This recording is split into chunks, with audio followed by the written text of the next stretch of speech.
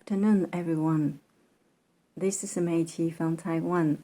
I am a sports counselor working in the National Sports Training Center. I have been working as a sports counselor for over a decade, and during these years, I cooperate with a lot of national teams, including the archery team.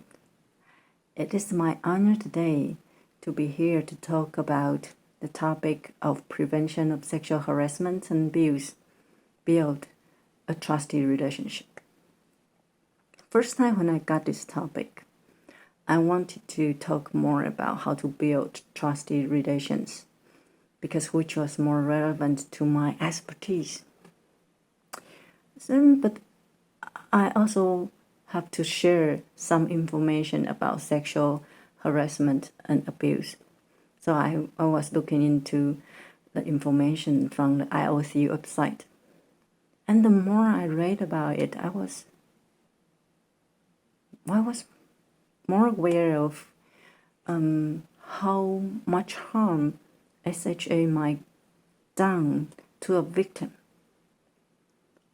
When I read the stories of those victims they share on the IOC website, I felt the importance of being more aware of what is SHA, and it's our responsibility to prevent SHA from happening in the sporting environment. Why I'm saying so, I will talk more about it in the later presentation.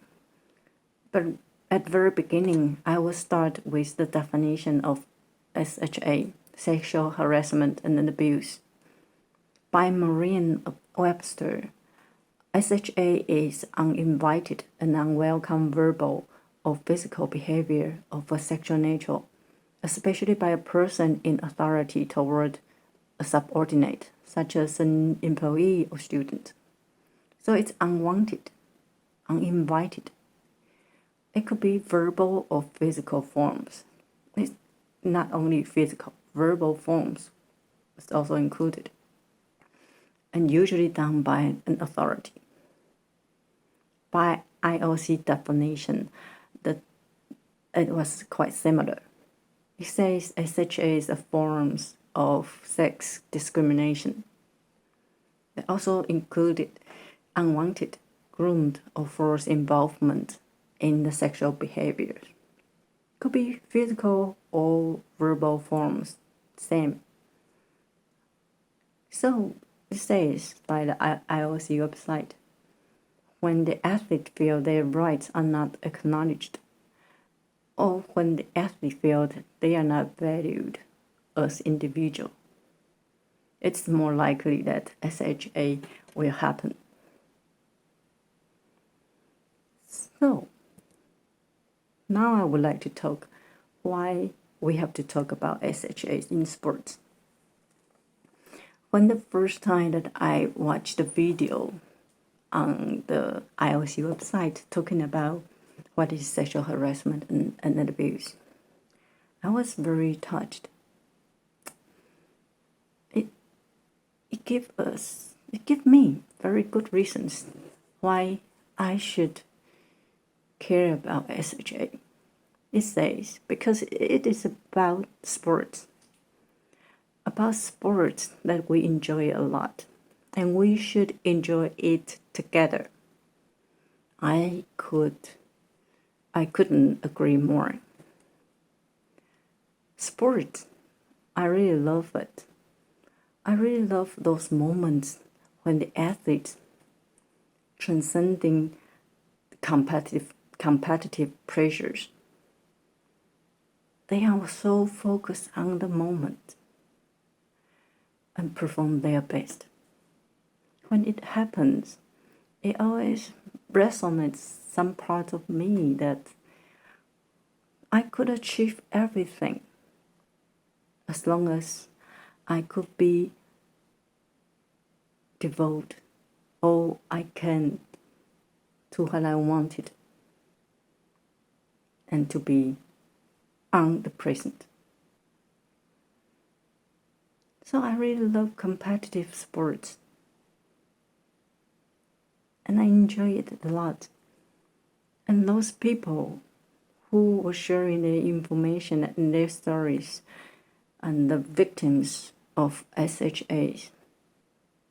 On the video they say, why am I not being able to be true to myself? They just wanted to be treated with respect. They want to be more focused on the sports that they love. And they don't want to be let out of the team because of their sexuality. I think it's quite fair. They are not asking too much. And I'm pretty sorry to hear their stories. If you are interested in the video, please refer to the highlights that I show on the PowerPoint. So this is the first reason that I feel the importance of talking about SHA in sports. And that's not the only reason. I have another good reason that why we should talk about SHA in sports. Because it's about sports performance. When we talk about sports performance, we know how important the mental strength played a role in achieving the best. Do you know what might influence an athlete's mental strength? Many reasons, of course. And here I would like to summarize some reasons that I see how an athlete's mental strength will be influenced. The first, it will be influenced by their emotional status. When they are nervous, their mental strength might decrease. When they are excited, their mental strength might increase, such as. And also the ability to focus on the moment. Also the inner power of one person, the motivations, the motives, why I'm doing sports, for the love, for the relationship. It could be anything, but it is the core which help them to survive from hard training. And this is only the individual level. If we talk about the supporting system, the coaches, the teammates, and the significant others, families, or their partners, how they playing the supporting role in the athlete. When the athlete feels supported, they will stand stronger on this competitive banning. And therefore, the mental strength will increase, of course. Not only the supporting system, but also the social environment. No matter it's the cultural environment or social expectation, as long as the athlete who live in the cultural environment or social expectation feel that they are respected, they are cherished, they are valued as an individual, more likely they could stand stronger and they could be more proud of themselves when they have to stand on the competitive banning. So we could see no matter it's from the individual level, or from the supporting system level, or from the social environment level, if the athlete feels supported, their mental strength will increase, and therefore will have excellent influence on their sports performance. So this is two good reasons I would like to give you why we have to know more about SHA in sports, because it's about sports we love, and everyone in the sport are supposed to have the fair right to enjoy sport together. And the second, It's because it's more about the sports performance. When the environment could respect and cherish the value the individuals, the athletes could be more powerful and mentally strong to compete under the pressure.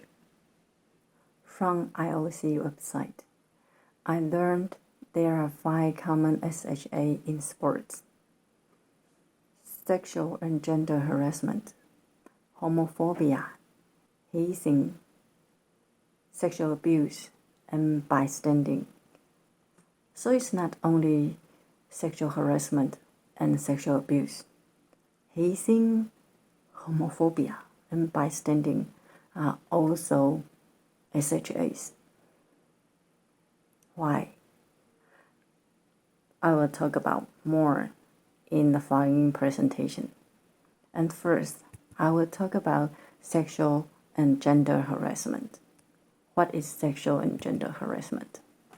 It is unwelcome behavior related to someone's gender. It could be forms of verbal, like sexual jokes, comments on one's look and body, like, oh, the woman has big tits, internet comments or discriminations. And it could also be physical forms, such as touch private parts, sex implied movement, and etc. It is done to another gender. It could be attacking on purpose or not. As long as the victims feel that their dignity was attacked, then it counts as SHA. Sometimes you say that you just want to shake up the atmosphere by talking some sexual jokes or making fun of the other gender. You don't mean to do any harm, and it's not a big deal. However, if the other gender feels humiliated or harassed, it matters. So when it happens, please apologize for the behavior that you have done if you don't mean it.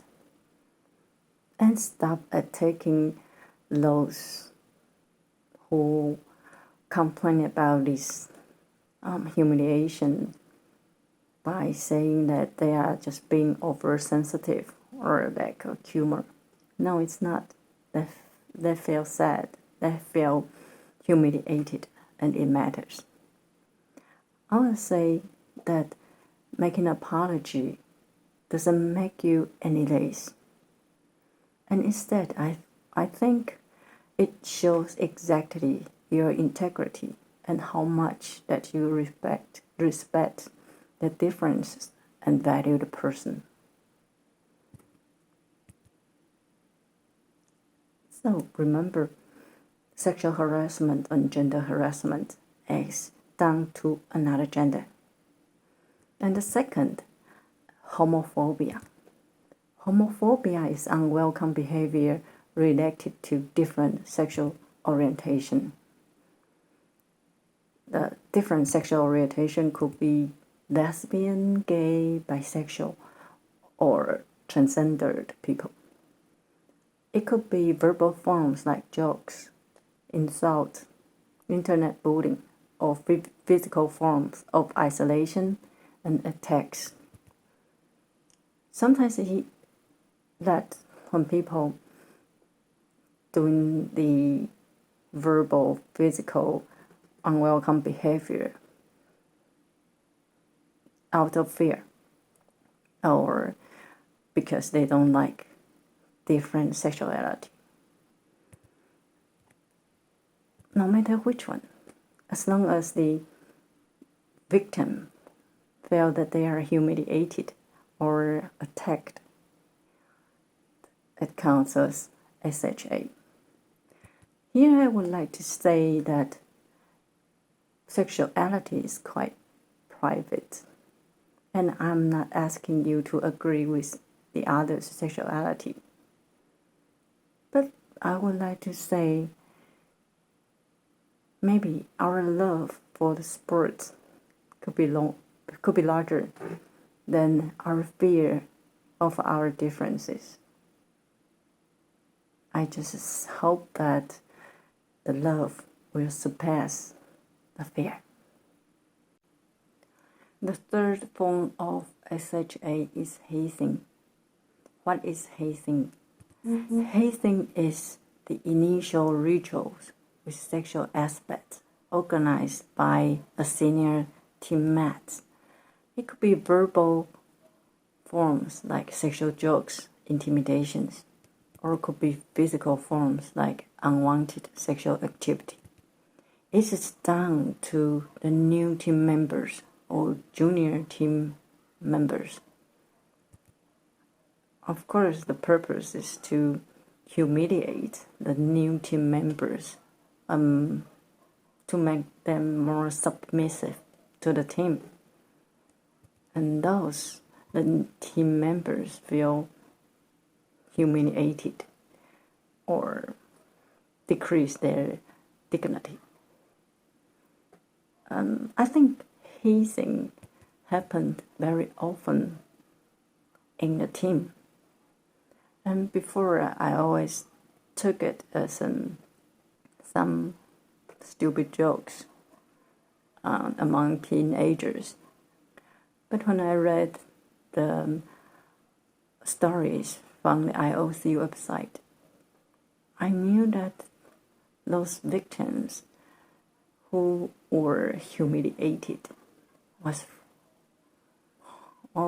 harmed by these stupid jokes. Then the tradition is no longer the tolerant excuse for hazing.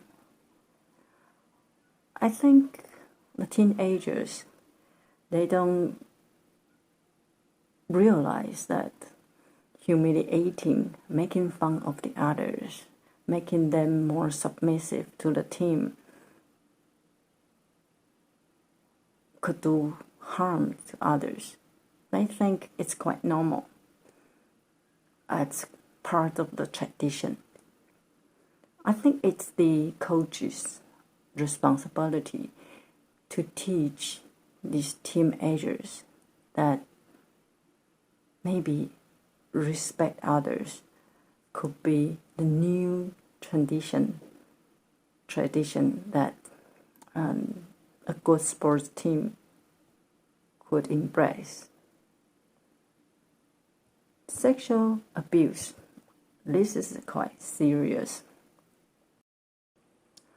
The fourth common SHA is sexual abuse.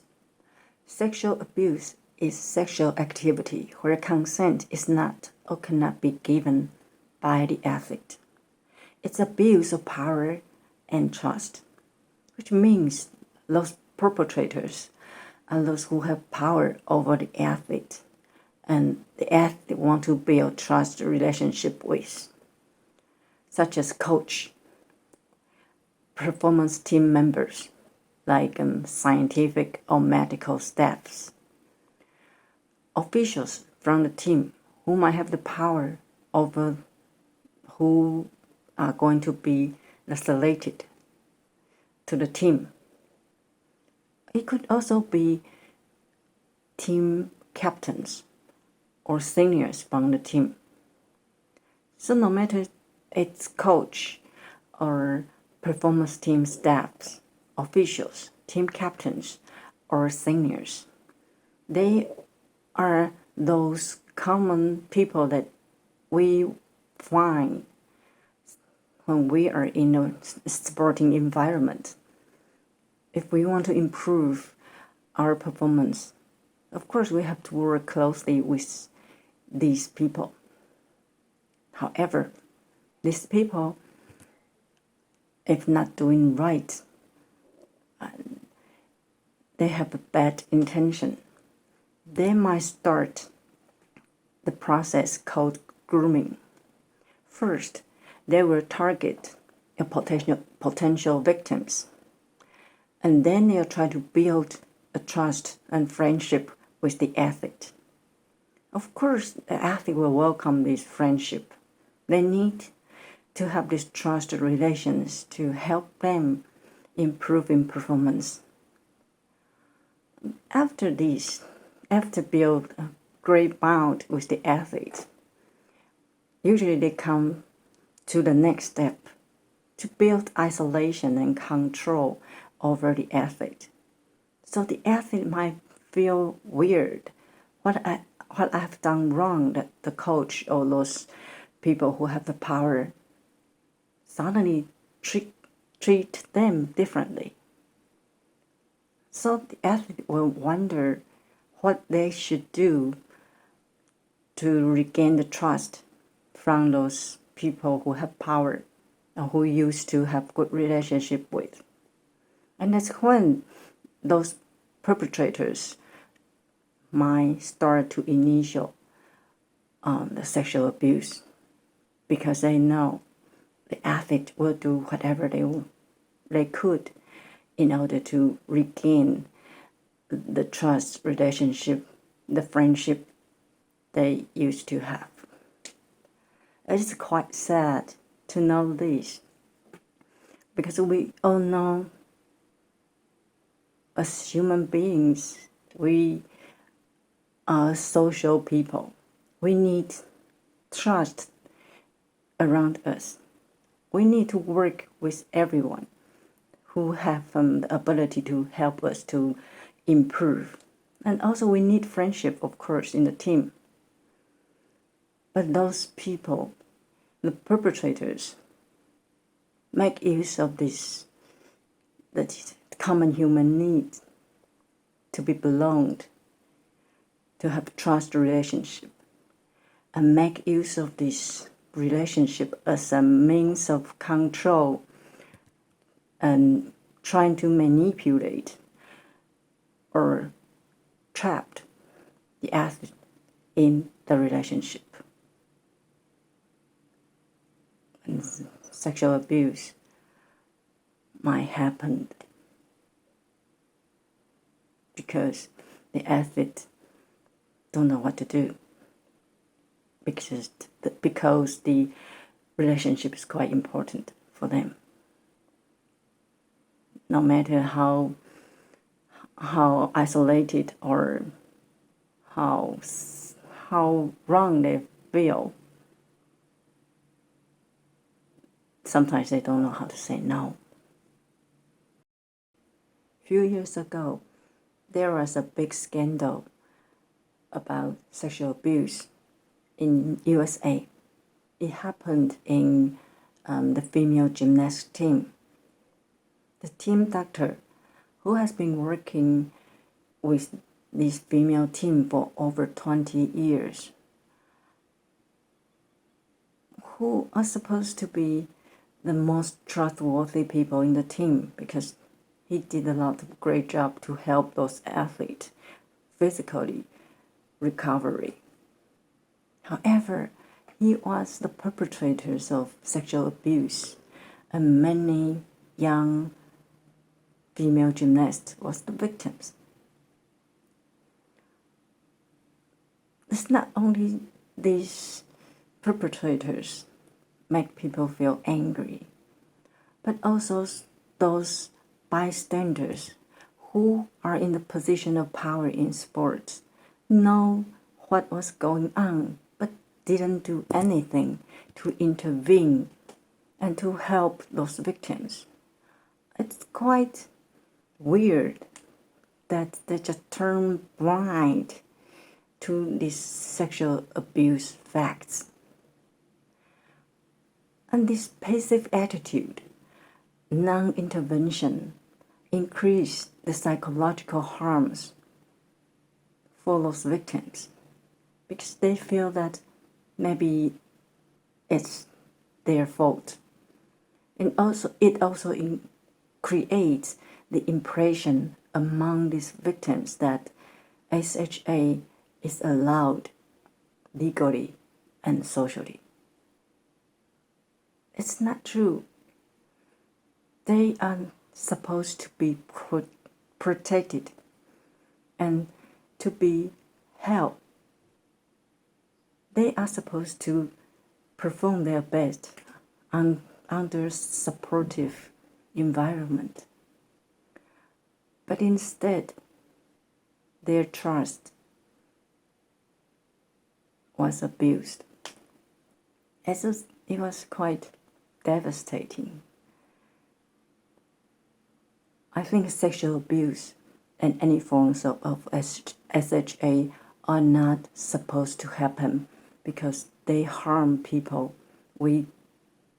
Those people that we love sports, and it destroys our trust in relations in sports. It wasn't easy because like the team doctors who have been working with the team for over 20 years. So I could imagine those scientific staffs like me, mental sports counselor, who was working with the doctor. The doctor could be my good friend. We have good connection, or we have good communication and cooperation to help the team. Sometimes it's quite unbelief to people that your friend could be the perpetrator to sexual abuse. I think it's not an easy moment for those bystanders to do something. However, to protect those athletes, we need to do something. So, what could we do to build trusty relations? Here are some ideas to share with you. First, I will strongly suggest that it's time to let go the myth of one person's abuse is another way to toughen up the athlete. From years working with athletes, I truly believe that sustainable mental toughness comes from support and nurturing instead of fear. The greatest power to make us strong is love. It is love for the sports we do. It's the love for those people we care about, who support us, that make us stronger. And that's why we could surpass the stress and we could perform our best. And the second, I will say, respect. With respect in heart, respect the other athlete as human beings instead of someone who needs to be disciplined. Yes, most of the athletes who are teenagers or even younger who need real role model to follow. And I think the real role model are supposed to be those who know how to respect others. And that's how the athlete learn from the real role model. To respect the others as human beings, valued, and the differences of us are supposed to be cherished. At the end of this presentation, I just want to say that I feel thankful for having the chance to make this presentation and to share what I learned from IOC website of sexual harassment and abuse. I didn't really think about SHA a lot because I thought it was quite far away from my environment. But as I read more, I realized that it wasn't really far away.